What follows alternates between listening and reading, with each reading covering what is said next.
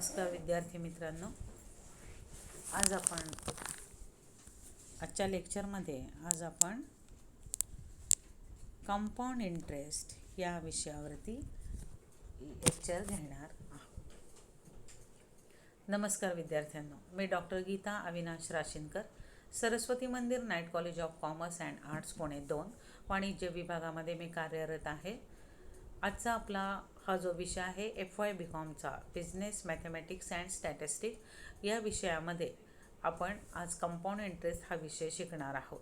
यापूर्वी आपण काय घेतलेलं आहे, तर आपण पहिल्या व्याख्यानामध्ये आपण सिंपल इंटरेस्ट हा भाग म्हणजेच FY BComचा बिझनेस मॅथमॅटिक्स अँड स्टॅटिस्टिकमधला सेमिस्टर भाग 1 मधला सिंपल इंटरेस्ट हा भाग घेतला. त्याची व्याख्या बघितली, त्याची गणितं बघितलेली आहेत. त्याचाच दुसरा भाग हा कंपाऊंड इंटरेस्ट म्हणजे चक्रवाढ व्याज हे आपण बघणार आहोत.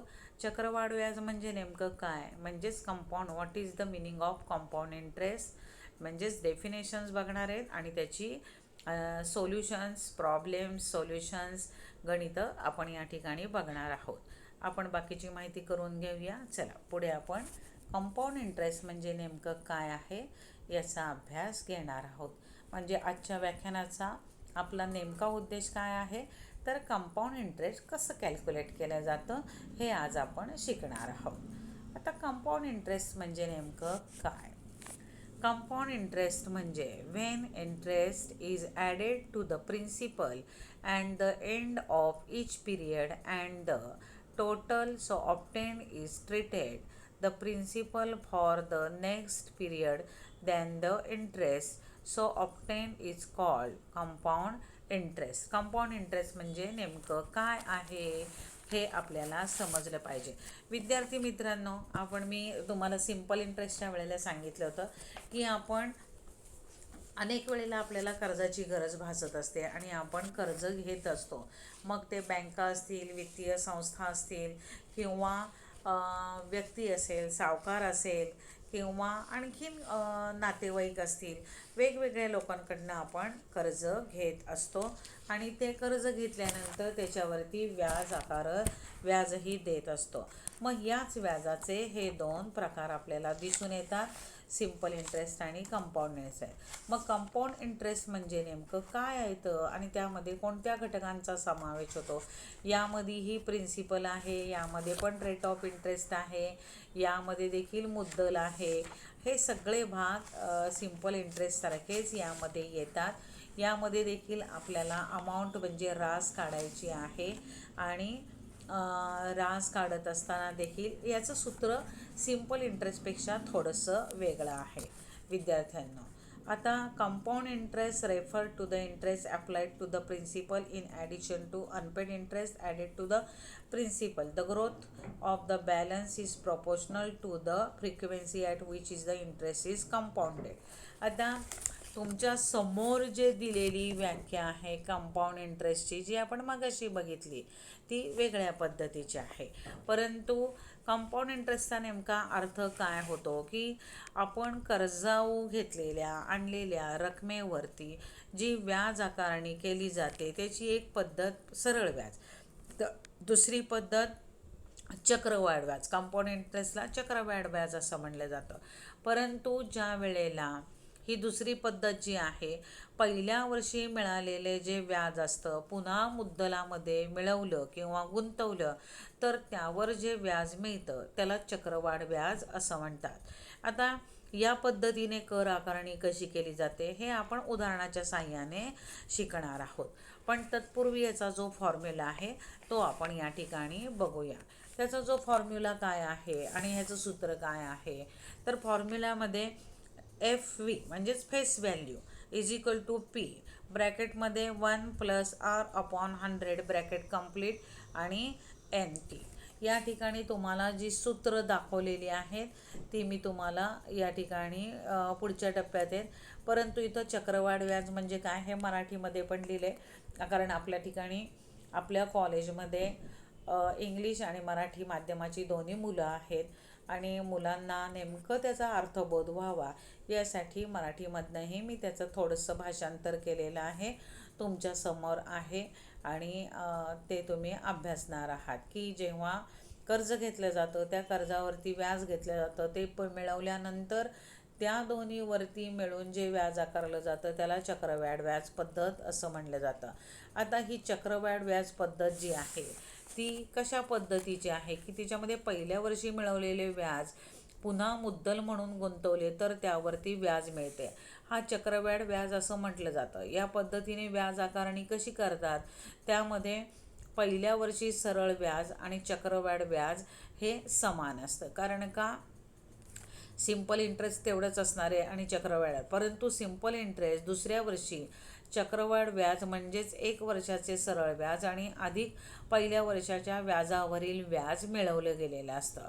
तिसऱ्या वर्षी चक्रवाढ व्याज म्हणजे 1 वर्षाचं सरळ व्याज अधिक पहिल्या वर्षीच्या व्याजावर व्याज अधिक दुसऱ्या वर्षीच्या व्याजावर व्याज असं मिळून ॲड केलेलं असतं. चक्रवाढ व्याज पद्धतीत व्याजावर व्याज दिलं जातं, हे लक्षात घ्या. म्हणूनच या ठिकाणी सिंपल इंटरेस्टची रक्कम कमी असते, पण चक्रवाढ व्याज पद्धतीने रक्कम मात्र खूप वाढत जाते, हे लक्षात घ्या. मग यामध्ये हे जे गणित आपण सोडवत असतो त्यामध्येही जसं सिंपल इंटरेस्टमध्ये बघितलं, पी बरोबर प्रिन्सिपल बरोबर मुद्दल, एन बरोबर वर्ष म्हणजेच मुदत टाइम्स ऑफ पिरियड वर्षामध्ये सांगितलं जातं म्हणून एन म्हटलेलं आहे. आर म्हणजे रेट ऑफ इंटरेस्ट व्याजाचा दर. रेट ऑफ इंटरेस्ट हा नेहमी दशे म्हणजेच PCPA दिल्या जात असतो. N is equal to N वर्षाची शेवटची रास म्हणजेच अमाऊंट प्लस इयर्स. राशीमधून मुद्दल वजा केलं तर त्यामध्ये चक्रवाढ व्याज मिळतं, हे लक्षात घ्या. आता या ठिकाणी आपल्याला काही इथे मी फॉर्म्युले दिलेले आहेत. हे फॉर्म्युले कसे आहेत हे आपल्याला अभ्यासायचं आहे, हे लक्षात घ्या. आता हे फॉर्म्युले जे आहेत हे फॉर्म्युले या ठिकाणी FV is equal to P मगाशी सांगितलं ब्रॅकेटमध्ये 1 + R डिवायडेड बाय 100 आणि ब्रॅकेटच्या बाहेर NT येतं. FV म्हणजे फेस व्हॅल्यू आहे, हे लक्षात घ्या. आता कंपाऊंड इंटरेस्टमध्ये काय आहे, compound interest is equal to A - P म्हणजे अमाऊंट मायनस प्रिन्सिपल. आता कंपाऊंड इंटरेस्ट जे असतं हे आपण कशा पद्धतीने काढलं जातं, तर हे एक उदाहरण बघितलं आहे की मी इथं तुम्हाला उदाहरण तोंडी सांगते आहे की पहिलं वर्ष असतं. पहिल्या वर्षी समजा 1,000 रुपयावर 10% दराने सरळ व्याज काढलं तर ते 1,000वर 10% दराने 100 रुपये येतं. म्हणजेच बँक आपल्या खात्यावरती 100 रुपये व्याजाचे जमा करेल. म्हणजे जर आपण हीच अमाऊंट त्याच्यामध्ये जर मिळवली 1,000 रुपयेमध्ये तर आपली रक्कम 1,000 अधिक 100 बरोबर 1,100 रुपये होते, बरोबर आहे. म्हणजे पहिल्या वर्षी. याचाच अर्थ असं की आपण जर दुसऱ्या वर्षी हेच 1,100 रुपये बँकेमध्ये जर इन्व्हेस्ट केले तर बँक आपल्याला 1,000 रुपयावरती नाही 1,100 रुपयावरती व्याजाचा दर आकारणार आहे. म्हणजेच यामध्ये जे प्रिन्सिपल आहे मुद्दल अधिक व्याज म्हणजेच काय झाली, दुसऱ्या वर्षीचं ते प्रिन्सिपल झालं. 1,100 रुपयावरती पुन्हा व्याज ते किती येणार आहे आपलं 1,100 रुपयावरती 10% दराने, तर पुन्हा आपल्याला 110 रुपये दुसऱ्या वर्षी मिळणार. हे 110 रुपये त्या 1,100मध्ये जर मिळवले म्हणजेच 1,100 अधिक 110 तर आपली रक्कम किती वाढणार आहे 1,210. म्हणजे दुसऱ्या वर्षी, तिसऱ्या वर्षी, चौथ्या वर्षी असं टप्प्याटप्प्याने माणूस रक्कम इन्व्हेस्ट करत जातो आणि ती रक्कम वाढत जाते. ही जर गुंतवणूक केली तर फायद्याची आहे, लक्षात घ्या, परंतु त्यामुळे आपल्याला व्याज मिळत असतं. पण हेच जर आपलं कर्ज असेल आणि आपण त्या कर्जाची परतफेड केली नसेल तर व्याजावर व्याज वाढवून रक्कम अशीच फुगत जाते आणि कर्ज फेडणाऱ्याला फार अतिशय कठीण प्रसंगाला तोंड द्यावं लागतं. हे जसं मी तुम्हाला मराठीत सांगितलं तसं हेच इंग्लिशमध्ये आहे. If compound interest yearly A is equal to P 1/R/100 bracket complete आणि N. त्याच्यानंतर पुढचं सूत्र आहे इफ कंपाऊंडेड हाफ इयरली म्हणजे अर्ध वर्षासाठी. तर हाफ इयरली म्हणजे वर्षाचे महिने किती असतात 12. 12 महिन्यामधले हाफ म्हणजे किती 6 मंथ. 6 म्हणजेच वर्षाचे 2 महिने झाले, बरोबर आहे. म्हणून इथं 2 घेतलेलं आहे. A is equal to P ब्रॅकेटमध्ये 1 + r/100 आणि कंसाच्या बाहेर n × 2. एक मिनटं लक्षात घ्या, 2 म्हणजेच हाफ इयरली असेल 6 मंथ तर 2. इफ कंपाऊंड क्वार्टरली, हे जर क्वार्टरली असेल तर त्या ठिकाणी किती घ्यायचं. आता A is equal to P ब्रॅकेटमध्ये 1 + r/100 ब्रॅकेट कंप्लीट, कंसाच्या बाहेर n × 4, बरोबर आहे. क्वार्टरली म्हणजे 4 आलं. आता इफ कंपाऊंडेड मंथली, आता महिन्याला जर व्याजाचा दर आकारलेला असेल, दर वर्षामध्ये किती महिने असतात 12, बरोबर आहे. म्हणून A is equal to P ब्रॅकेटमध्ये 1 + r/100 n × 12. अशा पद्धतीने या रकमा इथं घेतलेल्या आहेत. ही सूत्र आहेत आणि या सूत्रानेच आपल्याला हे गणित पुढं करून जायचं आहे. आता compound interest in the nth year म्हणजे compound interest on a given sum of specific nth year. C म्हणजे कंपाऊंड, आय म्हणजे interest. So compound interest in nth year is equal to PR/100 ब्रॅकेटमध्ये 1 + r/100 आणि कंसाच्या बाहेर n-1 अशा पद्धतीने येतं. कारण का इथं आपण वजाबाकी केलेली असते आणि ते आपल्याला ती अमाऊंट काढायची असते. आता या ठिकाणी वेगवेगळ्या प्रकारची सूत्र तुम्हाला इथं मी दाखवलेली आहेत, गणितं ही दाखवलेली आहेत आणि ती आपण गणितं या ठिकाणी अभ्यासणार आहोत. ती गणितं कशी करणार आहोत, अभ्यासणार आहोत, ती तुमच्या समोर इथं दिलेली आहेत. गणित बघूया आपण.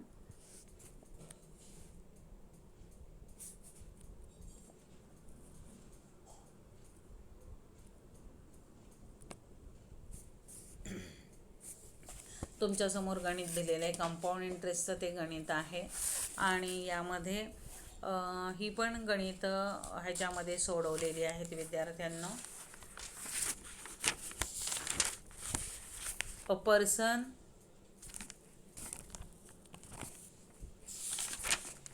find the compound interest on ₹10,000 for 4 years at 5% per annum. त्याचं सोल्युशन आहे P इज इक्वल टू, इथं ही अमाऊंट आपण घेतलेली आहे. P is equal to 10,000, R is equal to 5, N is equal to 4 to find compound interest. या गणितामध्ये गणित समजावून अर्थ समजून घ्या विद्यार्थ्यांनो, तरच गणित समजणं सोपं जातं. A is equal to P. आता सूत्रामध्ये बघायचं. A is equal to P ब्रॅकेटमध्ये 1 + r/100 कंस पूर्ण आणि कंसाच्या बाहेर n आहे. n म्हणजे काय, वर्ष.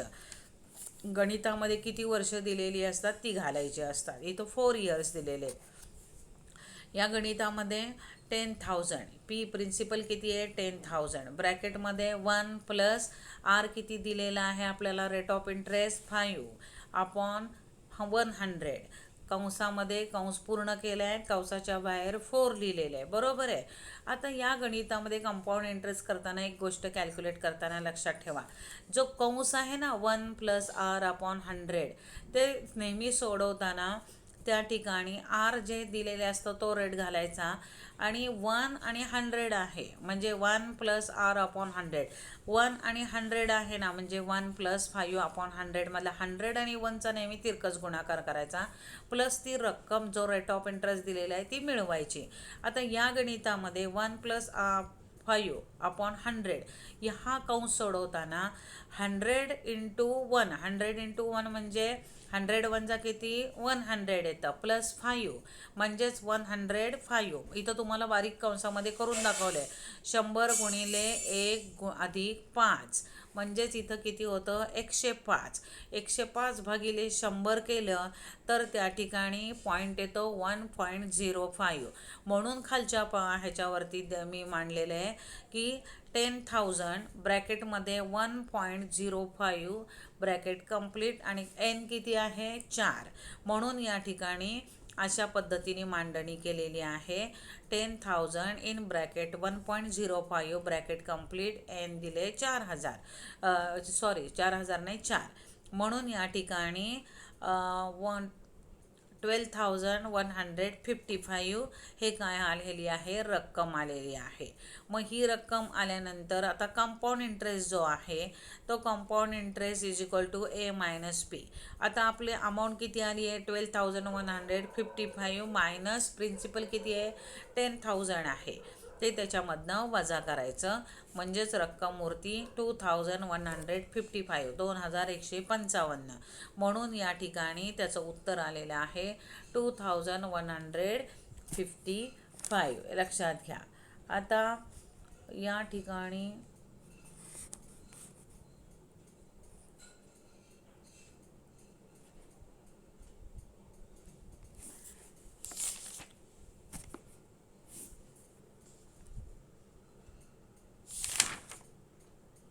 पुढचं गणित आहे, what sum will amount of ₹2,000 in 3 years at 6% per annum, calculate compound interest. म्हणजे याही ह्याच्यामध्ये आपल्याला कंपाऊंड इंटरेस्ट कॅल्क्युलेट करायचं आहे. अमाऊंट किती दिली आहे इथं, 2,000. अमाऊंट म्हणजे रास आणि आर किती आहे, 6. रेट ऑफ इंटरेस्ट आहे 6. एन म्हणजे वर्ष, N is equal to 3 years. हा बरोबर आहे. टू फाइंड पी, प्रिन्सिपल आपल्याला काढायचं आहे. Now A is equal to P in bracket 1 plus R upon 100 bracket complete आणि कंसाबाहेर एन मांडलेला आहे. म्हणून या ठिकाणी 2,000 is equal to P in bracket 1 plus 6 upon 100 bracket complete. ब्रॅकेटच्या बाहेर किती दिले, एन किती दिलेले आहे, 3, म्हणून इथं 3 years. आता हेच ब्रॅकेट मागाशी मी तुम्हाला सांगितलं की कंसामधला तिरकस गुणाकार की 100 गुणिले 1, बरोबर आहे ना, 100 इन वजा 100 गुणिले 1 अधिक 6, 100 वजा 100 प्लस 6 म्हणजेच 106. 1 गुणिले 100 अधिक 6 बरोबर 106 भागिले 100. 106 अपॉन 100 इज इक्वल टू किती येतात, 1.06 येतात. आणि अशा पद्धतीने 2,000 is equal to P in bracket 1.06 bracket complete आणि त्याच्यावरती एन किती आहे, 3 years. मग 1.06ची आपण कॅल्क्युलेटरच्या साहाय्याने किंमत काढायची किंवा तुम्ही डायरेक्टही गणित केलं तरीही ते येऊ शकतं. P is equal to 2,000 upon 1.06. तर त्या पद्धतीने कॅल्क्युलेटरच्या माध्यमातून हे गणित सोडवलं तर तुम्हाला त्याचं उत्तर येतं 1,679.24. हे त्याचं उत्तर आपल्याला प्राप्त होतं. या ठिकाणी पुढचं गणित आहे, find amount of ₹5,000 of ₹12% per annum in 4 year compound interest quarterly. म्हणजे इथं अमाऊंट किती दिलेली आहे, 5,000 दिलेली आहे. रेट ऑफ इंटरेस्ट किती आहे, 12% दिलेला आहे आणि एन म्हणजे मुदत किती दिलेली आहे, 4 years दिलेली आहे. As the rate of interest is 12% per annum and period is quarterly. So R is equal to rate of interest period 3 years, N number of period quarterly आहे. त्याच्यानंतर A is equal to P in bracket 1 plus R upon 100 into N. म्हणजेच या ठिकाणी 5,000 in bracket 1 plus 3 upon 100 कंसाबाहेर 16 आहे. 5,000 1.03. इथं पुन्हा तिरकस गुणाकार 100 गुणिले 1 अधिक 3 म्हणजेच 106 भागिले 100 बरोबर 1.03 त्याचं येतं आणि तो कंसाचा जो गुणाकार. अशा पद्धतीने याचं उत्तर येतं 8.023.53. अशा पद्धतीने हे उत्तर आलेलं आहे. अशी ही सगळी गणितं विद्यार्थ्यांना आहेत. आता आपण आणखी पुढचं एक गणित बघूया की नेमकं ते कसं आहे. या ठिकाणी find the difference between compound interest and simple interest on ₹500 for 2 years at 10% per annum. इथं कंपाऊंड इंटरेस्ट हे करायचं आहे. Let's first find simple interest. या ठिकाणी आपल्याला सिम्पल इंटरेस्ट पहिल्यांदा कॅल्क्युलेट करायचं आहे. सोपं सूत्र P into R into N भागिले 100. पी किती दिलेलं आहे, 500. एन किती आहे नाही माहिती. आर किती आहे, rate of interest 10%. Simple interest is equal to P into N into R upon 100. Simple interest P किती 500 मानलेलं आहे इंटू 2 इंटू 10 अपॉन 100, म्हणजेच या ठिकाणी गुणाकार केलेला आहे, त्याचं उत्तर येतं आहे 100 म्हणजेच 100 येतं. आता हे काय आलेलं आहे सिम्पल इंटरेस्ट, बरोबर आहे. आता आपल्याला कंपाऊंड इंटरेस्ट काढायचं, कारण आपल्याला इथं डिफरन्स काढायचा आहे सिम्पल इंटरेस्ट आणि कंपाऊंड इंटरेस्टमधला. आता A is equal to P, compound इंटरेस्टचं सूत्र काय, A is equal to P ब्रॅकेटमध्ये 1 प्लस आर अपॉन 100 आणि कंस पूर्ण आणि एन, बरोबर आहे, इंटू एन, म्हणजे ए इज इक्वल टू किती 500 आणि ब्रॅकेटमध्ये 1 प्लस 10 अपॉन 100. एन किती दिलेले 2 इयर्स दिलेले आहे, म्हणून 500 ब्रॅकेटमध्ये 100 एक 100 अधिक 10 म्हणजे 110 भागिले 100 म्हणजे किती येतं 1.1 आलेलं उत्तर आहे. म्हणून 500 ब्रॅकेटमध्ये 1.1 कंसाच्या बाहेर 2 एन म्हणजे, म्हणून 500 ब्रॅकेटमध्ये 1 पॉईंट या ठिकाणी 21 आलेलं आहे. म्हणून या गणिताचं मध्ये उत्तर ए इज इक्वल टू 605 रुपये येतं. आता आपल्याला विचारलं आहे काय, compound interest is equal to A minus P is equal to 1,105.